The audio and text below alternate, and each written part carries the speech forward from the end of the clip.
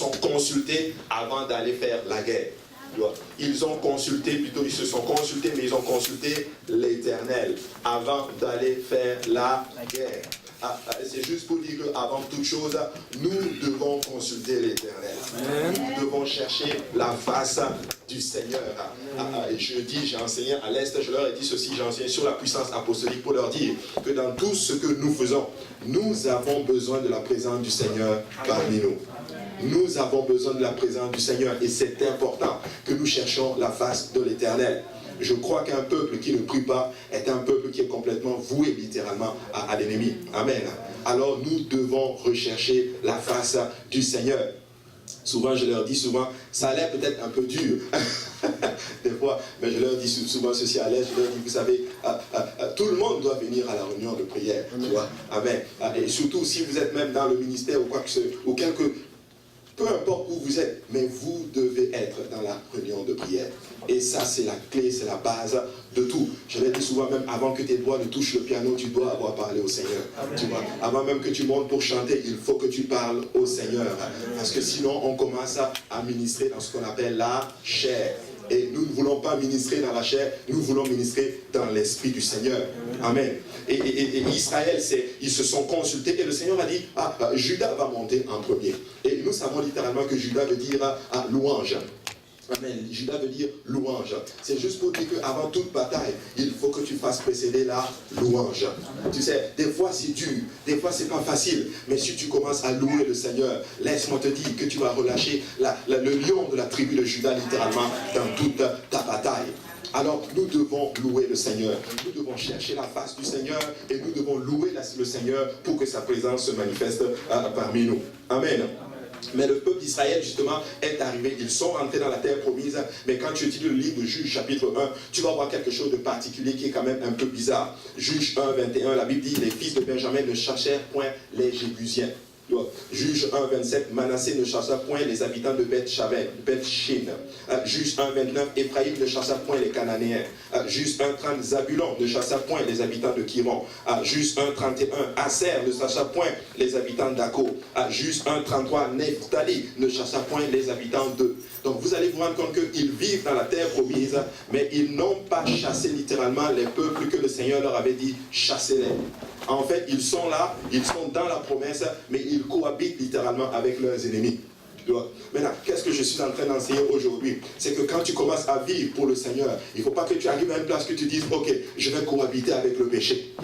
Il faut que tu chasses le péché dans ta vie, littéralement. Sinon, le péché va devenir un point de chute pour toi.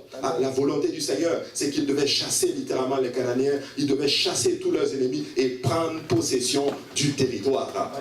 Tu sais, la vie spirituelle que le Seigneur t'a donnée, ta relation est juste extraordinaire. Mais des fois, malheureusement, certains d'entre nous, nous cohabitons des fois avec certains vices dans nos vies, je vais appeler ça comme cela, certains vices.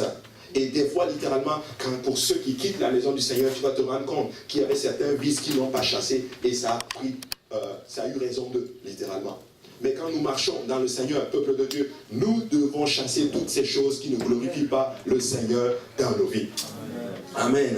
Alléluia. Et ça, c'était vraiment un problème. Tu sais, Jésus n'est pas venu pour que tu cohabites avec le péché, mais Jésus est venu pour ôter le péché.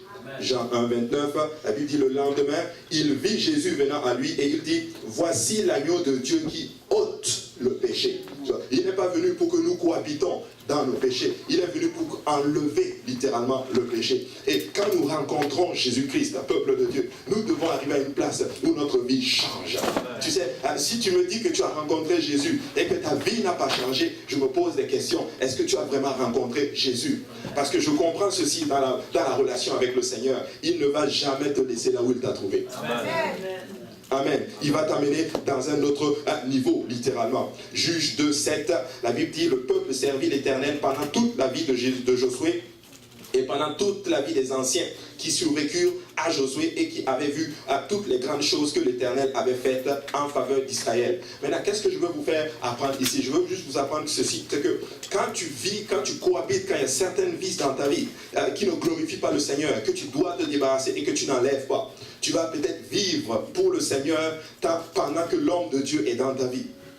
Mais quand l'homme de Dieu ne sera pas là, tu vas tomber dans le péché. Quand quand l'ancien, peut-être, ou l'ancienne, qui t'aide des fois à servir le Seigneur, quand la personne ne sera pas là, tu vas tomber dans le péché. Parce qu'après la mort de Josué, ils sont allés servir les autres divinités, littéralement, qui étaient dans la région. Voilà, maintenant dis à ton voisin, il va quelque part. Amen. Regardez, Josué, fils de Nun, serviteur de l'Éternel, mourut âgé de 110 ans. On l'ensevelit dans le territoire qu'il avait eu en partage à Timna-Hérès, dans la montagne d'Éphraïm, au nord de la montagne de Gash. Toute cette génération fut recueillie auprès de ses pères, et il s'éleva après elle une autre génération qui ne connaissait à point l'Éternel, ni ce qu'il avait fait en faveur d'Israël. Les enfants d'Israël firent alors ce qui déplaît à l'Éternel, et ils servirent les Baals. C'est triste pour un peuple qui a rencontré le Seigneur. Et ils arrivent à une place et ils commencent à servir les divinités que le Seigneur leur avait dit littéralement de chasser. En fait, les Baals, c'était les divinités justement de ces peuples qui vivaient dans la terre promise. Ils n'ont pas chassé littéralement le peuple. Ils se retrouvent, après que Josué soit mort, après que l'ancienne, la génération qui a suivi les Josué soit passée, ils se retrouvent à servir littéralement ces mêmes divinités. Amen. Amen. Et c'est vraiment important, peuple de Dieu, d'arriver à une place où nous enlevons littéralement toutes ces choses qui ne glorifient pas le Seigneur. Regardez au verset 12, ils abandonnèrent l'Éternel, le Dieu de leur père, qui les avait fait sortir du pays d'Égypte, et ils allèrent auprès d'autres dieux, d'entre les dieux des peuples qui les entouraient. Ils se prosternèrent devant eux et ils irritèrent l'Éternel. Ils ont irrité l'Éternel. Et quelqu'un va me dire, mais pasteur Abou, la première génération n'a pas enseigné la deuxième génération. Peut-être, c'est vrai. Mais vous savez quoi? Oui, une génération doit enseigner une autre génération. Mais laissez-moi vous dire qu'il est de la responsabilité d'une génération d'aller chercher Dieu elle-même. Amen. Amen. Je rends grâce à Dieu pour nos pères. Je rends grâce à Dieu pour mon pasteur. Je rends grâce à Dieu pour mon grand-père spirituel. Mais vous savez quoi? Nous devons arriver à une place, peuple de Dieu, où nous devons aller toucher le trône de Dieu nous-mêmes. Nous ne devons pas vivre sur une onction résiduelle. Nous devons vivre sur une onction que nous avons cherchée nous-mêmes. Amen. Je l'ai dit ceci à l'Est. Nous ne devons pas arriver à une place, littéralement, où nos cultes sont basés littéralement sur l'adoration. Mais notre adoration doit être basée littéralement, plutôt, nos cultes sont basés littéralement lorsque nous prions quand nous nous rencontrons seulement. Non. Mais nos lieux de rencontre, nos cultes, nos adorations doivent être le résultat du fruit de nos prières. Amen. Amen. Et ça, c'est vraiment important. Remarquez maintenant ceci. Josué est un personnage particulier. Il était un participant, littéralement. Il était avec Moïse, quasiment à tous les points. Lorsque le Seigneur a frappé l'Égypte des 10 plaies, Joshua était là. Amen. Il a vu Dieu frapper la plus grande puissance qu'il y avait sur la face de la terre à l'époque. Josué était là quand le Seigneur a ouvert la mer Rouge en deux. Il a vu la colonne de nuée et de feu qui a dirigé le peuple d'Israël. Contre Amalek, il a vu Moïse lever les mains littéralement et Dieu a performé le miracle. En fait, Josué avait beaucoup de principes qu'il a appris. Il a appris qu'il était fort, il a appris qu'il était intelligent, il a appris littéralement qu'il avait un Dieu qui était tout puissant, mais il avait appris que pour gagner la bataille, il fallait que l'homme de Dieu monte sur la montagne et lève les mains littéralement. Et il a appris que tant et aussi longtemps que les mains de l'homme de Dieu sont en l'air, il allait gagner sa bataille. Amen. Alors, peuple de Dieu, nous devons rechercher la face du Seigneur. Nous devons avoir les mains levées au ciel constamment. C'est comme ça qu'on garde le ciel ouvert. Amen. Si nous baissons les bras, le ciel va se refermer parce qu'il y a un peuple qui a soif de la prière du peuple apostolique. Amen. Alors nous devons lever les mains. Amen. Je reviens encore pour challenger le peuple de Dieu. Allons toucher le trône du Seigneur. Amen. Prions jusqu'à ce que cette pluie tombe. Prions jusqu'à ce que les âmes commencent à venir d'eux-mêmes littéralement. Prions qu'il arrive à une place que quand quelqu'un arrive même dans l'église, avant même que la prédication commence, la conviction de l'Esprit du Seigneur qui est là convainc la personne au péché. Amen. Alléluia. Amen. Moïse est monté sur le mont Sinaï pour entrer dans la présence du Seigneur. Joshua était littéralement avec lui. Amen. Lui et Caleb, ils sont revenus de la mission de reconnaissance dans la future terre promise. Vous connaissez l'histoire. Ils sont partis, ils sont revenus avec un bon rapport littéralement. Les sacrificateurs ont porté l'arche. Ils sont entrés dans le Jourdain qui a séparé l'eau quasiment en deux. Joshua était là. Amen. L'ange du Seigneur lui a apparu personnellement dans le livre de Josué 5, lui promettant que les murs de Jéricho allaient tomber. Il a même vu des anges. Amen. C'est dans Josué, chapitre 5.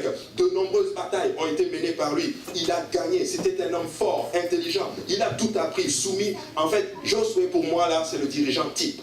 Si tu veux grandir dans le ministère, étudie la vie de Joshua. Et tu vas comprendre. Mais regardez, à travers l'histoire d'Israël, nous pouvons justement imaginer ce qu'on appelle 3 tendances générationnelles. Et je vais juste imaginer cela et je vais vraiment bientôt terminer. On va faire 3 chaises là, ici, pour que tout le monde voit ici.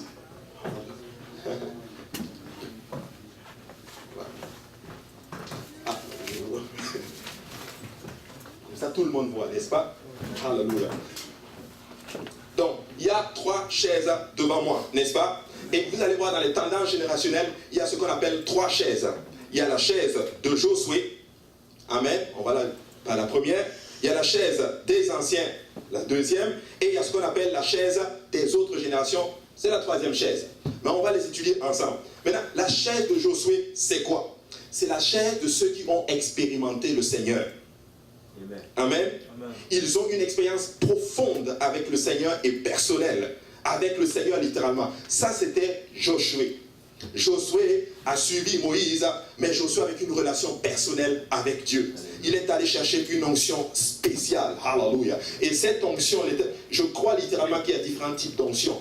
Ça vient lorsqu'il y a certains types d'onctions qui viennent lorsque tu es soumis littéralement à ton dirigeant. Et un type d'onction qui vient lorsque tu cherches le Seigneur toi-même. Amen. Mais tu as besoin des deux pour faire. Tu ne peux pas rechercher l'onction de Dieu sans être soumis. Mais maintenant, tu peux être soumis, mais si tu ne cherches pas l'onction de Dieu, littéralement, ça ne va pas marcher. Alors, nous avons besoin les deux conjointement pour faire l'œuvre du Seigneur. Alléluia. Maintenant, regarde ceci. Ils ont expérimenté, ils ont vu les miracles qui ont changé leur vie. Ils ont vu le Seigneur les sortir du péché et a fait de ce qu'on appelle des apostoliques enracinés et affermis. Et je les vois là devant moi. C'est vous autres. Alléluia. Amen. Ils sont soumis à Dieu, même si leur choix leur a séparé de certaines relations. Certains d'entre vous, vous avez fait des choix terribles pour servir le Seigneur. Vous étiez prêts à faire cela. Pourquoi? Parce que vous êtes assis sur la chaise de Joshua. Vous avez une relation personnelle avec le Seigneur et rien ne peut vous ébranler. Rien ne peut vous arrêter littéralement. Certains d'entre vous, vous avez perdu des familles parce que vous avez choisi Jésus. Vous avez perdu des relations parce que vous avez choisi Jésus. Certains d'entre vous ont abandonné des carrières parce que vous avez choisi Jésus. Je veux vous dire une chose. Please, reste assis sur cette chaise. Amen.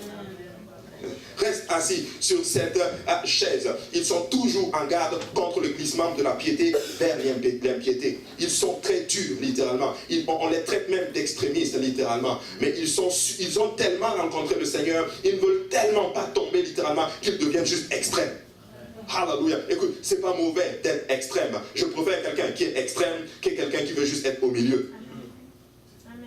Alléluia. Nous sommes extrêmes là-dedans. Alléluia. Ils font attention. Dès qu'il y a comme un semblant d'impiété, ils rougissent.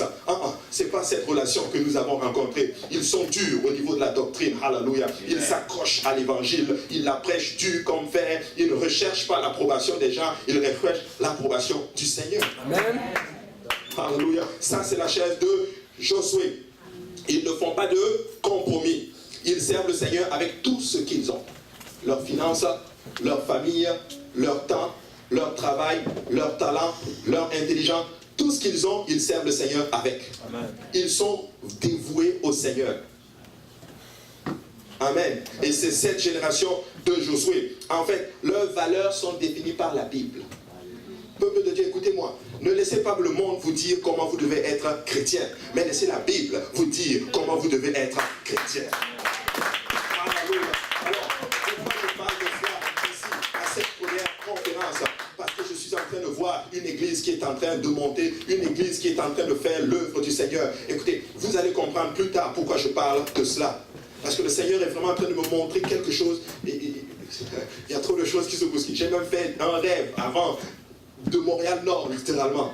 Extraordinaire. Dieu va faire quelque chose qui dépasse votre pensée. Alléluia. Et moi, je déclare que cette église qui a commencé, elle va juste impacter littéralement. Je ne dis pas Montréal-Nord, je ne dis pas Montréal, je ne dis même pas le Québec, mais elle va impacter le Canada et le monde entier. Vous qui êtes en train de servir le Seigneur, ça va même réjaillir dans vos pays respectifs. Alléluia. une seule question. Qu'est-ce qui est juste aux yeux de Dieu? Ça, c'est la chaise de Josué.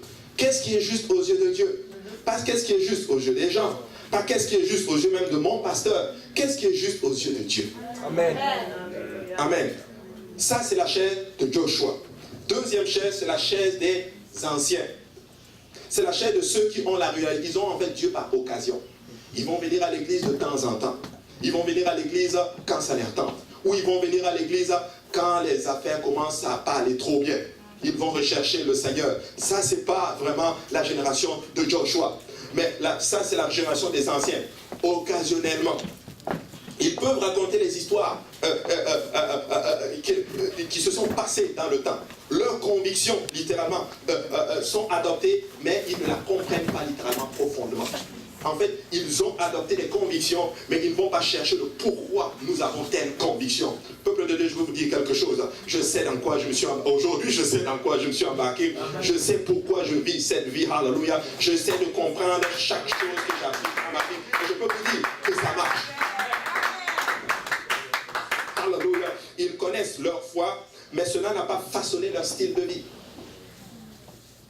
Amen. Amen. Ils peuvent te citer la Bible, mais leur vie n'a pas changé. Mais nous, notre vie doit changer, peuple de Dieu. La vie d'un enfant de Dieu ne fait pas de sens aux yeux du monde, mais elle fait beaucoup de sens. Elle est sagesse pour le Seigneur. Amen. Ils servent le Dieu de leur Père. En fait, je vais le dire ainsi. Le Dieu de leur Père n'est pas encore devenu leur Dieu. C'est ça. Amen. Amen. Alors nous devons arriver à une place. Alléluia. Le Dieu de nos pères est aussi notre Dieu. Alléluia. La Bible dit le Dieu d'Abraham, d'Isaac et de Jacob. Ça veut dire que le Dieu d'Abraham est devenu le Dieu d'Isaac. Et il est devenu le Dieu de Jacob. Quand il est ton Dieu, ça veut dire que tout lui appartient.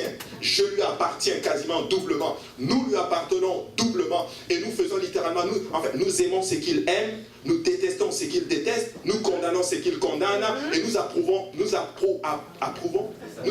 ce qu'il approuve. Amen. Alors il aime les âmes. Alléluia. Son but c'est voir les âmes sauvées, et nous voulons alors faire son œuvre. Alléluia. En fait, ils font des compromis. Ils sont prêts à diluer certains fondements de la doctrine pour le temps présent. Nous ne voulons pas être de cette chaise-là. Nous voulons faire l'œuvre du Seigneur. Nous ne voulons pas diluer la parole du Seigneur. Alors, peuple de Dieu, ne recherchez pas quelque chose qui va diluer juste pour satisfaire, mais recherchons la vérité, car c'est la vérité qui nous affranchit. C'est elle qui nous libère. Je rends grâce à Dieu pour la vérité qui m'a été prêchée. Je ne veux pas la diluer. Alléluia. Parce que beaucoup d'âmes dépendent de ce qui est en train d'être fait aujourd'hui. Alors, cette conférence Montréal-Nord, elle est... Écoutez, peut-être on ne le réalise juste pas, mais seule l'éternité va nous révéler justement ce qui s'est passé à travers cette conférence. Amen. Tu vois, leurs chrétiens, littéralement, ils sont dévoués à leurs parents et non d'être dévoués à Dieu. Leur vie se retourne à une seule question. Qu'est-ce qui est bon à vos yeux, papa, maman? Je ne dis pas qu'il ne faut pas rechercher l'approbation de ton pasteur. C'est très important. Ton pasteur doit t'approuver et c'est bon. Mais tu sais quoi, nous devons arriver à une place. Et ce qui compte, c'est qu'est-ce qui est bon aux yeux du Seigneur. Qu'est-ce qui compte aux yeux du Seigneur? Ainsi, la troisième chaise, la chaise des autres générations. Ils ne connaissent pas la réalité de Dieu, ils sont peu familiers avec les miracles. En fait, ils ont vu toute l'hypocrisie de la génération précédente. Ils font semblant. Ils viennent à l'église, mais à la maison, c'est autre chose. Amen. La façon de parler, la façon de marcher. Et ils ne prennent pas la relation au sérieux. Ils ont rejeté Dieu parce qu'il n'était pas aussi réel pour eux que le monde littéralement. Laissez-moi vous dire une chose, que ces Québécois dehors, ce n'est pas parce qu'ils n'aiment pas le Seigneur. Ils aiment profondément le Seigneur, mais ils ont vu l'hypocrisie de la génération précédente. Ils ont été déçus par la religion. Alors moi, je refuse de croire que les Québécois ne veulent pas le Seigneur. C'est juste qu'on n'a juste pas trouvé la bonne façon de leur donner l'évangile. Mais je peux vous dire une chose, le Seigneur est en train de faire de grandes choses. Bien que la famille Auger est en train d'arriver. J'aime beaucoup la sœur José. Écoutez, Mathéo, à quel âge? Mais regardez, ils servent le Seigneur. Et il y a un groupe de Québécois qui est en train de venir. Peuple de Montréal-Nord, élargi d'accord, parce qu'il va y avoir des Québécois ici à l'église.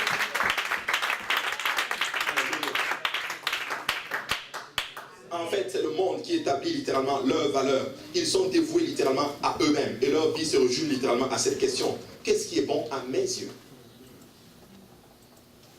Amen. Ils sont à une place, personne n'a le droit de dire, écoute, tu es dans le péché, il faut que tu serves le Seigneur. Des fois, certaines personnes, juste leur dire, Jésus t'aime, c'est une offense pour eux.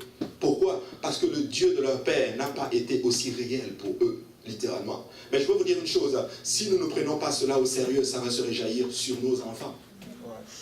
Nous avons toute une génération qui sont en train de nous suivre. Et je bénis tellement le Seigneur. J'ai regardé le service hier, c'était quasiment des jeunes qui étaient en train de ministrer littéralement. Et laissez-moi vous dire que ça c'est prophétique littéralement. Un temps viendra, ce sont des jeunes qui vont s'élever, qui vont prendre ce flambeau et qui vont courir avec elle parce qu'ils ont expérimenté le Seigneur. Ils sont allés chercher une onction propre à eux. Amen. Et c'est ça qui définit les trois littéralement générations. Je vais terminer avec ceci. Vous savez, la plupart des apostoliques, malheureusement, vivent aujourd'hui et ils sont assis dans ce qu'on appelle la deuxième chaise. Mais écoutez-moi bien, peuple de Dieu. Dieu donne le réveil seulement qu'à la première génération. Amen.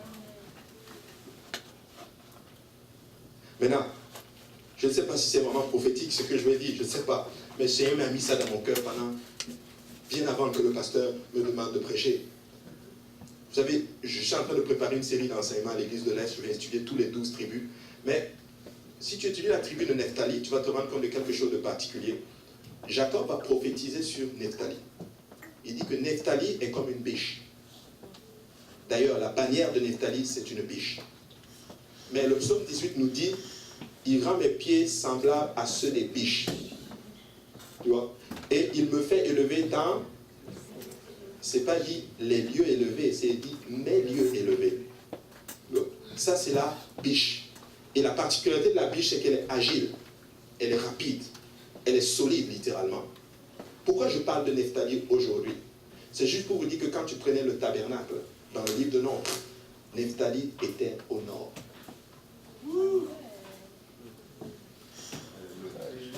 Et les rabbins disent que les deux plus grands territoires, ou les deux plus beaux territoires littéralement que Israël a eu, c'était la tribu de Nephtali et la tribu de Juda. Maintenant, pourquoi je parle de Nephtali aujourd'hui? Parce que quand tu dis que c'est tellement particulier, parce que la plupart des miracles que Jésus a accomplis, c'était dans le territoire de Nephtali. Maintenant, voici maintenant ce que, vraiment, je crois qu'elle est vraiment prophétique. La Bible dit que Jésus est monté à Césarée de Philippe. C'était au nord. Et c'est là qu'il a fait sa fameuse déclaration, littéralement. Les portes du séjour des morts ne peuvent donner point contre l'Église. Et ça, c'est le nord.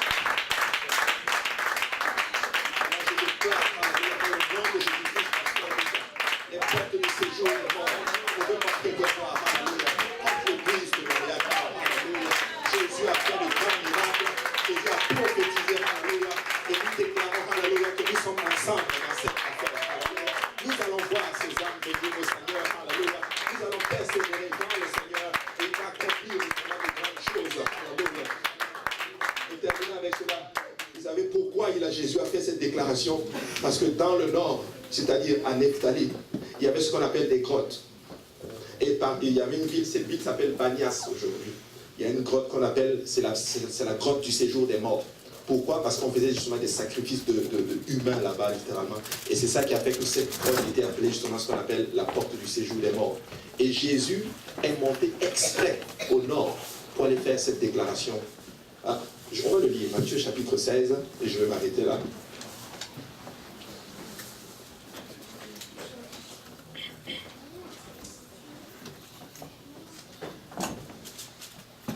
Matthieu 16.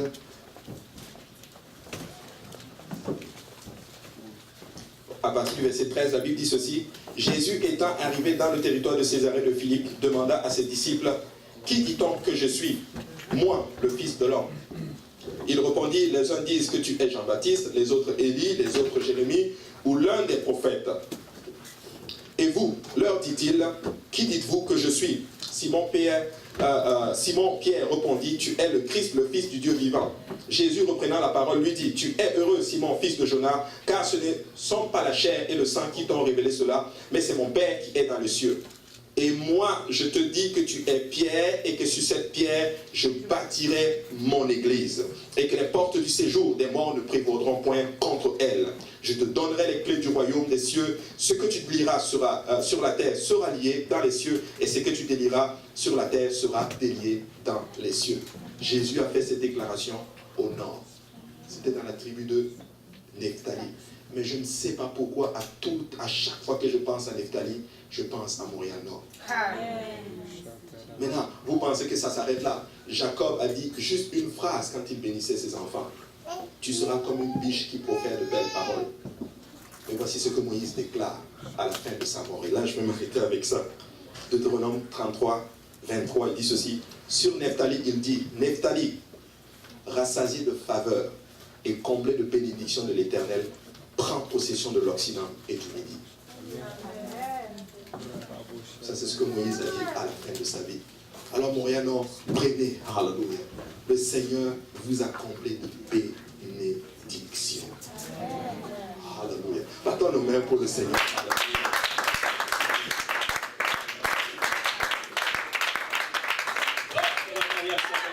Alléluia. En nous levant tous ensemble, je ne pense pas que c'est comme ça que vous devez adorer une telle parole. Alléluia. De la part de Dieu.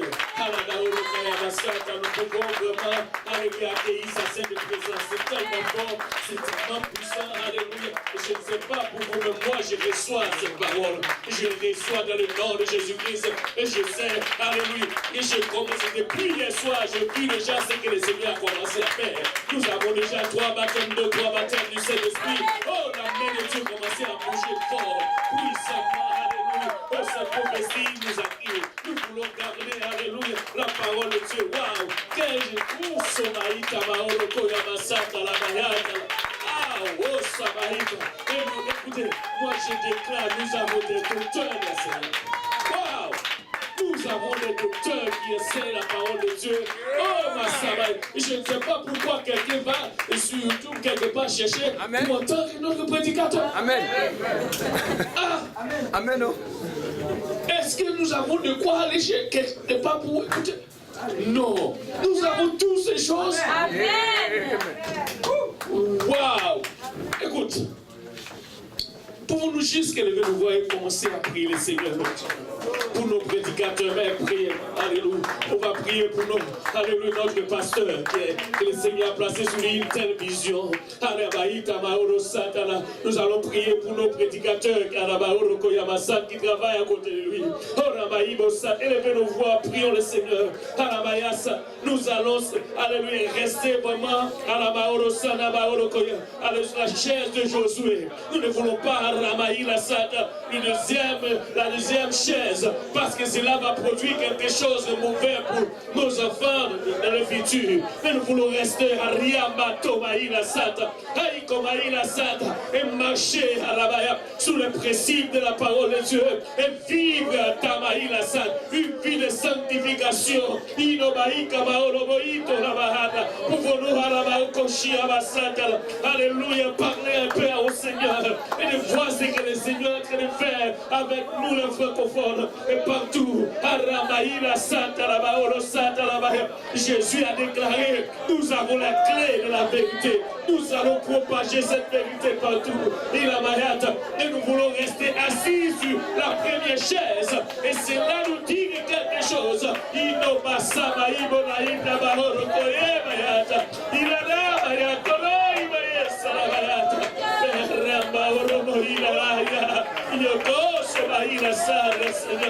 Voici, papa, notre pasteur, papa, sa famille, il a Mayata devant toi, Seigneur. Papa, nous ne voulons pas une autre chaise, une autre place qu'il a. Là où il est assis, papa, nous voulons suivre et rester continuellement, papa, Rabaïda, Rabaya.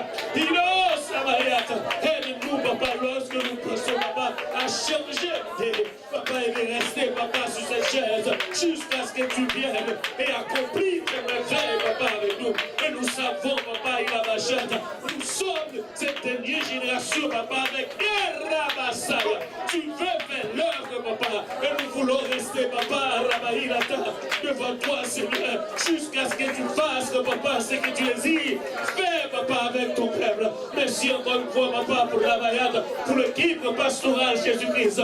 Merci, papa, pour ces jeunes, Oramaïna Bastade, l'enseignant que tu as placé au milieu de nous, papa. Merci pour ta parole, Jésus-Christ. Et merci pour ce que tu as fait. Et nous croyons fermement, Seigneur, il y a encore plus à venir, papa. Nous venons le dire, papa, ce vent qui commence à souffler, papa, va impacter le monde entier, Seigneur. Et nous voulons rester là, papa, jusqu'à ce que nous voyons, alléluia, te merveille accomplie avec nous, Seigneur. Merci, papa, dans le nom de Jésus, que tout le monde dise au nom de Jésus.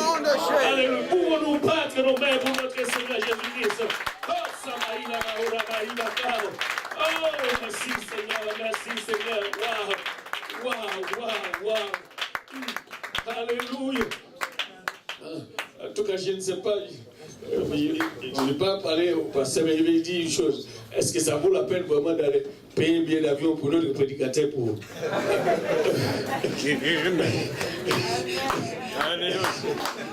Voilà, est-ce que...